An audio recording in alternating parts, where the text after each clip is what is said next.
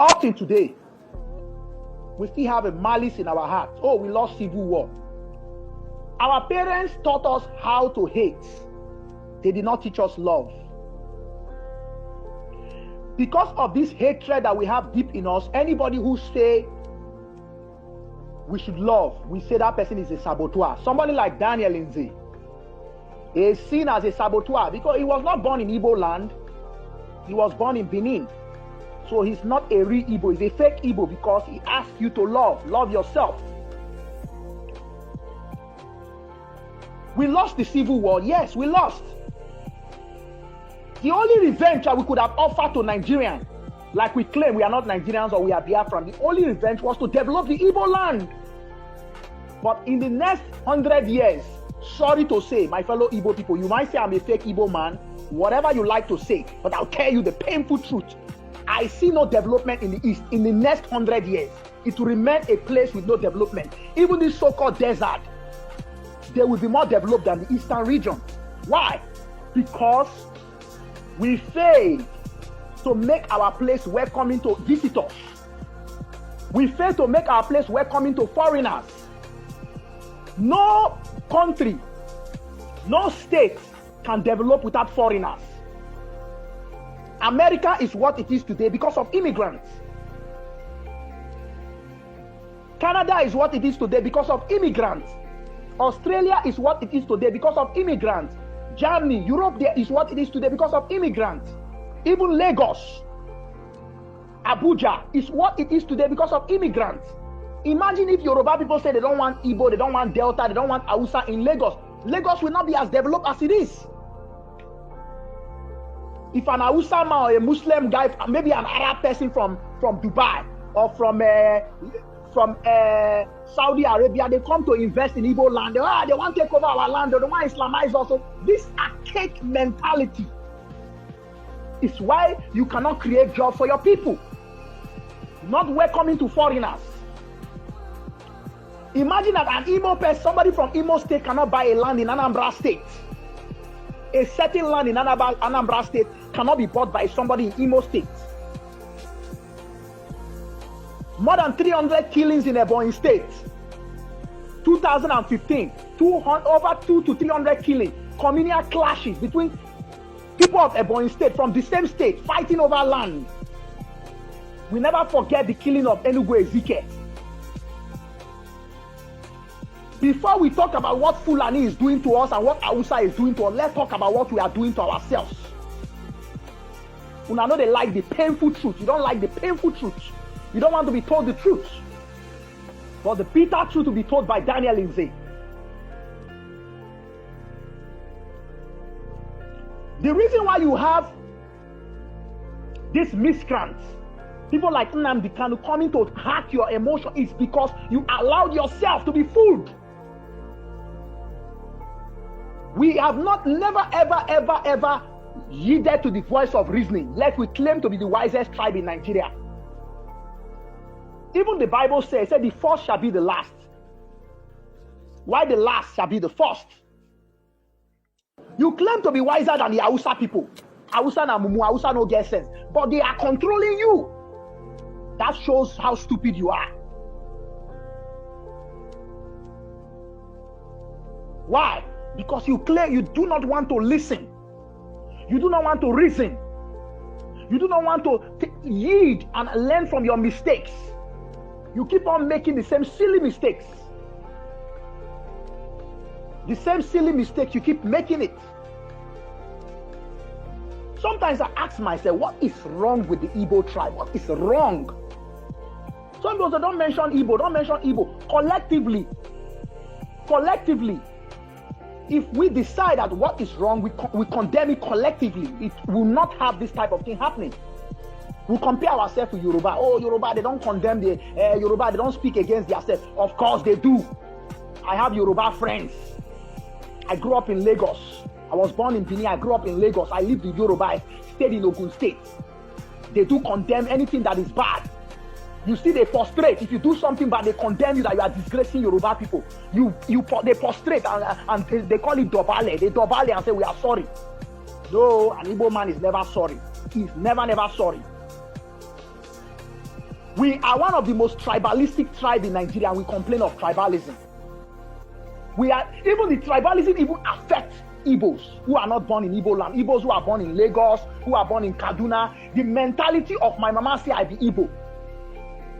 And you think these people will invest in Igbo land, you are joking. Even if you get Biafra, you will still be the poorest. The proof is there. You say Aboki no get, but they control. Your economy is controlled.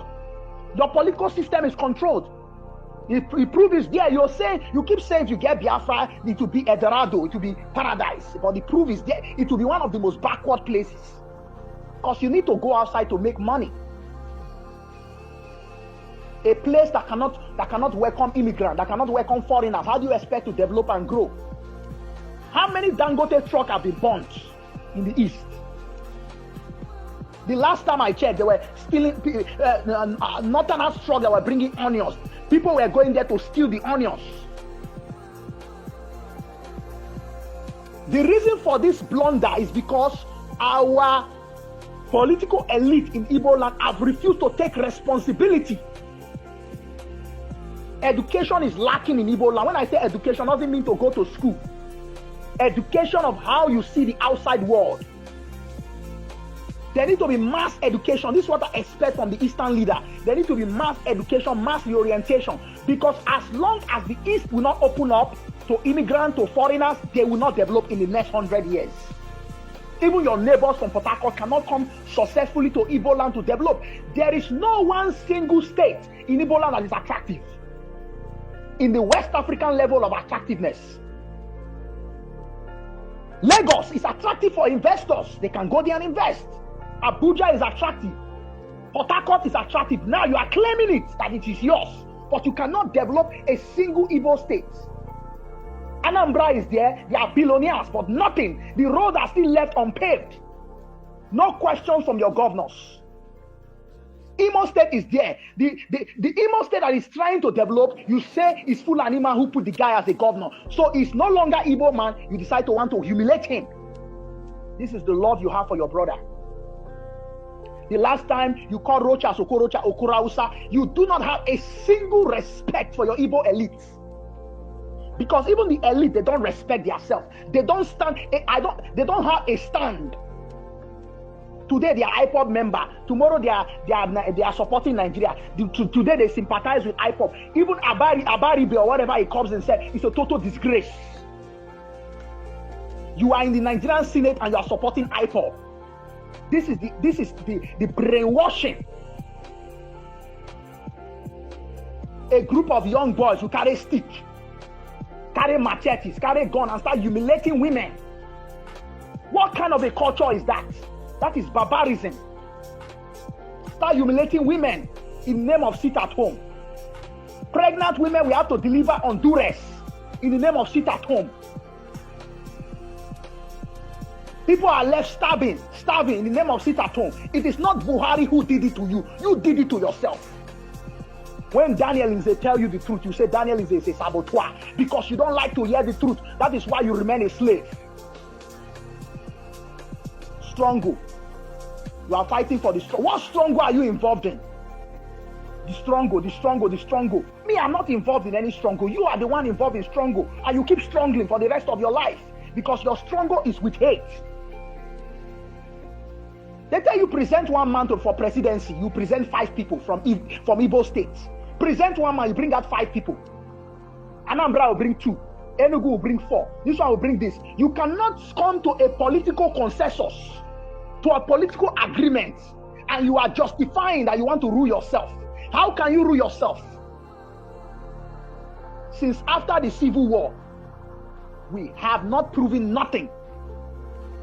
You claim that you are the master tribe in Nigeria. You are the master class tribe. You say I'm not evil because I'm hitting you with the hardcore truth. You are the master tribe in Nigeria, but you are afraid to develop one reasonable eastern city that will rival Abuja, that will rival Lagos.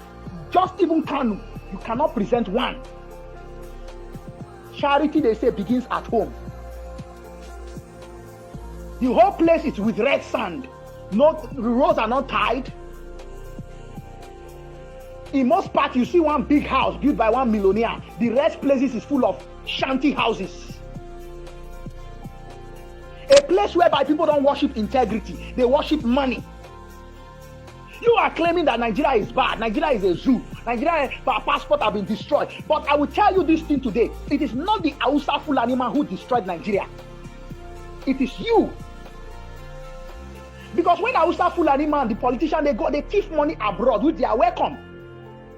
That is not what destroyed the Nigerian. It is collective destruction. That is what destroyed the image of Nigeria.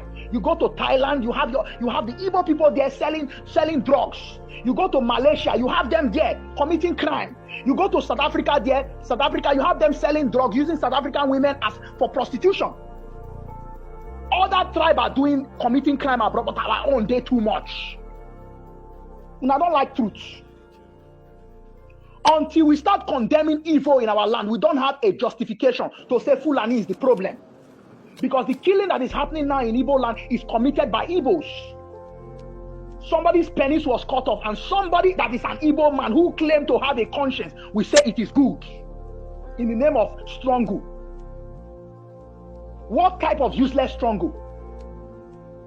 When you see the truth, you tell yourself the truth. You have if you look at the economy of Nigeria and the political scenario of Nigeria, the Igbos are controlling the economy. They have the economy. Yes, they have the economy. Trade and commerce. The Hausa Fulani, they have the political class. You say marginalization. Okay, yes. Marginalization is because of what you've done to your own self. You control the Nigerian economy, importation of goods, distribution, but yet you cannot create one factory in your own village. You cannot convince a Chinese company. I gave this proposal personally to myself, to Nnamdi Kanu. I said the way forward is industrialization. Industrialize the Igbo land. When he came to America, I told him, industrialize the Igbo land. He said, no, you cannot industrialize. Because if people have jobs, they will not fight for Biafra. That's how a human being reasons. You control you can easily call a Chinese company to come and set up factories, but you don't have the brain to do that. The Yorubas, you say they are saboteurs, they are betrayers, they are this, they are that, but they are educating their people, creating free education for their people, creating different things. Nobody in life is perfect, but our mumu done too much. Somebody says he wants to set you free from slavery in the name of IPOB, in the name of ESN, only for that person to torture you, to humiliate you. Now you cannot open your market. Very soon they are going to say you cannot open your shop for 1 month, and there's nothing, absolutely nothing you can do about it. You claim to have Akpo Obi. Where are the Akpo Obi men? The men with Akpo Obi, Amon Obi, where are they? Somebody, a young boy with stick, and maybe a local made rifle will tell you cannot go to work. You sit at home. A matured Igbo man will sit at home and support it. What is beyond coward? If you guys don't start speaking against IPOB, ESN, a time will come, this monster will consume your children, this monster will consume your family, and the federal government will not send in any troop. They will allow you to destroy yourselves, and you will not get Biafra. Rather, you will make your land more miserable. And when you go to other parts of Nigeria, after destroying your own place, they will still term you as Igbos, because you gave yourself that bad name. Oh, I'm not a member of IPOB. Hey, I don't support IPOB. Have you come out and speak against it? If every Igbo person should share this video, share this audio tape, and say we condemn IPOB, don't you think there will be change? Majority stands. You go and be shouting, this is referendum, this is referendum, this is referendum. Oh, what IPOB are doing shows that Igbo support it, because you are cowards. Referendum against your personal interests. Referendum against your businesses. Referendum against your family. Referendum against your freedom. You are fighting for freedom, but your freedom is being taken away from you under your nose, and you cannot see it. You are saying you are in struggle. I condemn, because we Igbos have to come out and speak. Speak against the governors, the politicians, the senators, the pastors. Some fake pastors will still come out and say So what IPOB is doing, God showed them that it is good. Father Mbaka have to stand on one side, be on a position. Not today you come out, you support IPOB. Tomorrow you come out, you support Nigerian government. Where do you stand? This is the cowardice of our people. Time has come that we must say enough is enough. The men, if you are a man in the Igbo land, you stand to defend yourself. You do not need any useless ESN to defend you, because they are there to steal and rob you.